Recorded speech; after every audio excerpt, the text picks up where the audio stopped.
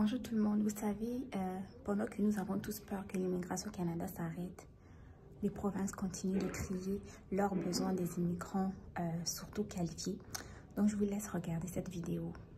Un défi pour le Canada ces dernières années. Ottawa voudrait réduire le nombre d'arrivants, mais le Manitoba demande à Ottawa pour 2025 d'en accueillir près du double des 6325 candidats que la province a reçus en 2022.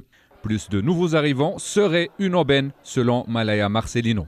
I told my staff that I'm the happiest minister in all of Canada. This is an all-time record for Manitoba. So we're just so pleased about this. Le fédéral est confronté à plusieurs défis, notamment le logement. S'il est vrai que la hausse de la population est une pression, le lien direct entre immigration et crise du logement est trop court.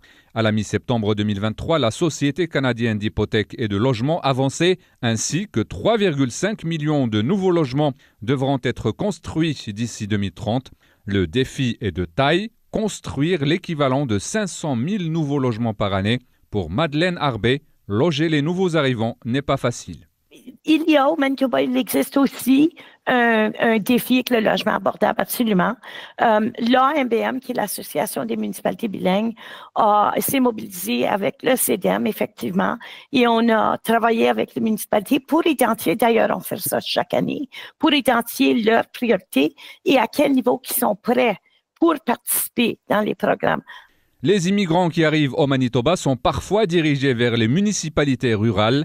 Le maire de Taché accueille l'annonce de la province avec enthousiasme. Cependant, il souligne que la vie dans sa municipalité est coûteuse.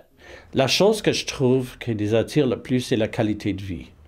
La plupart des immigrants viennent, et ils sont bien au courant que c'est un style de vie très dispendieux dans la municipalité de Taché. Dispendieux au niveau du logement et du coût de la vie.